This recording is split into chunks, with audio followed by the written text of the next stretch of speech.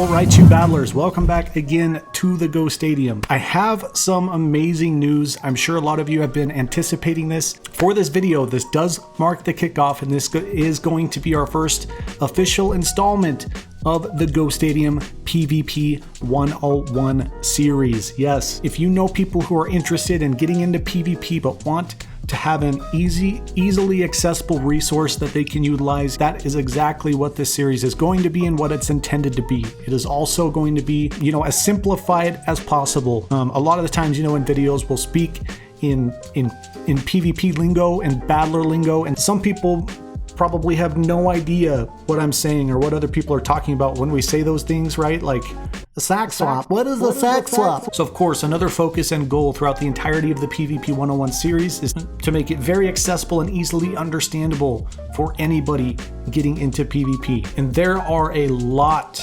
of different minds in the PvP scene that are going to be working. Literally, there's really too many to list of the people who are going to be working on this. Just to name a few of the people who have already put a great amount of work into this. I mean, I've done a little bit myself, but some of the originating work that started the foundation for this series comes from King. I'm sure you all know King, but then also Blandon from previously Elite 4 TV, who is not with us in the scene anymore, unfortunately, but he did a lot of the groundwork for this as well. Again, this is going to be the first installment. This is actually going to be the PvP 101 intro, which was done by Math Magician. So I'm gonna hand it off to Math Magician for the rest of the video here. It would be well worth your time to go check him out. I believe he has a Twitch channel, so I'll put that up there, and I believe you can definitely follow him on Twitter as well too. I've seen him be pretty active on Twitter in the Pokemon Go PvP scene. But again, I'll hand it off to Math Magic 10, and battlers, have a good stinking day. I'll see you tomorrow. Welcome everyone to my first video on PvP tips. This is your basic introduction, and my name is Tim. So the topics that we're going to be talking about today are listed right here. If you've been into PvP for a while, these are going to be very familiar to you. If you've never played PvP before, this is just your basic introduction, defining out terms, and trying to get you familiar with what these things are. So first up is the leagues. In the game, when you're battling, you're divided up into 3 different leagues: Great, Ultra, and Master. Each one is different in the sense that the max CP Pokemon that you can use is 1500 for Great League, 25 for Ultra, and no limit for Master League. You can battle with your friends or even your team leader in these battles. So once you pick a league, then you get to pick your party, the team that you want to use. You get to only have a team of 3, and the lead Pokemon, which is the very first Pokemon to your very left, is the Pokemon that will set the tone of the match. This is the Pokemon that will come into the match first, and then the other 2 Pokemon here is your back coverage. These are Pokemon that you want to pick to cover the lead weaknesses and to also provide some general coverage. Next up is the gameplay. Here you can see the number of shields that you have in the game and the number of shields that your opponent has in the game. You also see the number of Pokemon that you have available and the number of Pokemon that your opponent has while battling. You can also see the health bar of your opponent and the health bar of your own Pokemon, going from green to yellow to red. And then when the health bar hits 0, then your Pokemon faints. You also have a nifty little switch button, okay, to switch into the other 2 Pokemon that you have in the back, or whichever Pokemon is still remaining during the game. You also have moves in the game. Fast moves are when you tap onto the screen and try to generate energy for your charge moves. The charge move onto your left is called the first charge move, and the charge move on your right is the second charge move. Every Pokemon will have one charge move available, and to unlock the second charge move, you'll need to basically unlock it by spending Stardust. And that is not a very cheap resource. So make sure that you have enough Stardust on hand to unlock second moves for your Pokemon. Next are the elemental icons. When you use a charge move, you'll see that there's icons representing each of the elemental types. Each move will provide different ways for you to swipe or tap on these icons. The more icons that you hit, the more damage that you do with your charge move. The next thing we're going to talk about are timers in the game. So the very first timer is called the charge move timer. This happens when a Pokemon uses a charge move. You and your opponent actually have 5 seconds to react to this charge move.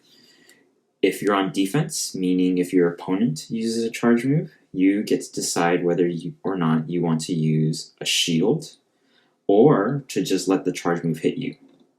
And your shields are your only defense to a Pokemon's attack. Use them too early and you'll have no shields for the remaining of the game. Use them too late and you could possibly win or lose the game with shields in hand. When you're on offense and you use a charge move, you have to tap the elemental icons to achieve nice, great, or excellent. Once you achieve excellent, that's the most amount of damage that you can do with your charge move. The feint timer.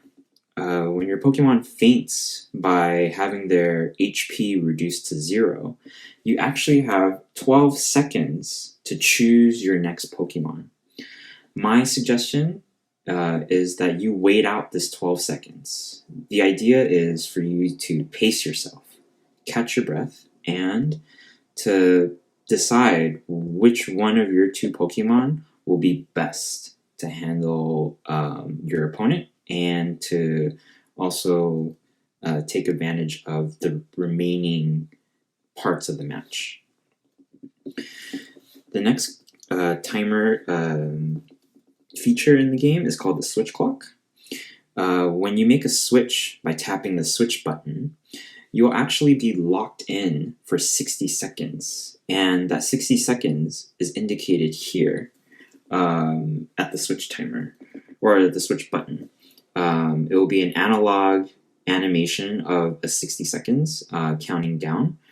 And ideally, you want to utilize the 60 seconds as best you can because essentially you're locked in against your Pokemon and against your opponent. And so you want to use these different strategies that we'll outline in future videos about how to utilize these 60 seconds. The most important timer, I would say, is called the start timer. When you begin a match after selecting your team, there's actually 3 seconds before your match begins. The game will count down from 3 and it will say go along the screen.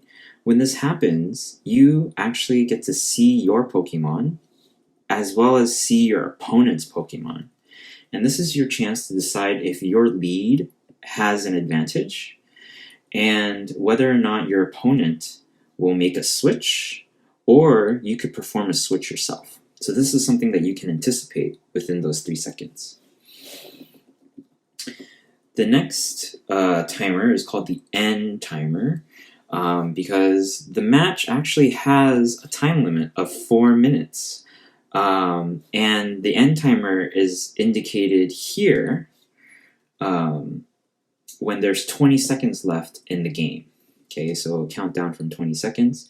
And once it hits 0, meaning that the time is up, then the match is over. The player with the most Pokemon alive will win the match, or the Pokemon with the most HP will win the match. Resources that you can use to develop your PvP game is PvPoke. It's a website created from one of the community members, and what he's done is he's basically outlined Pokemon in every league and has ranked them using a fantastic system of types, moves, and weaknesses and stats, all of those things which we'll cover in a later video.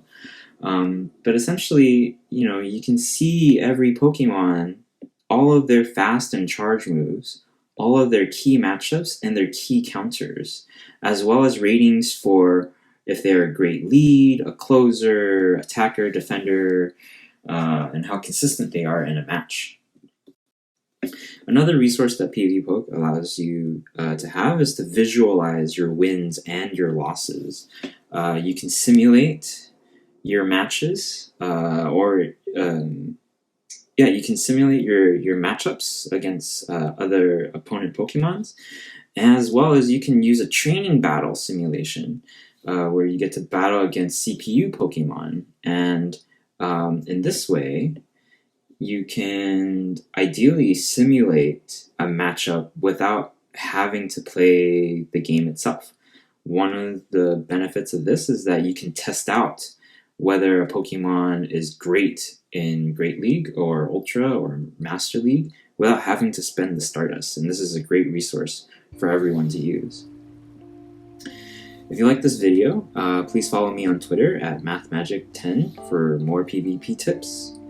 The next video that I'm going to create is about PvP IVs and stats for each league, so tune in. Thank you.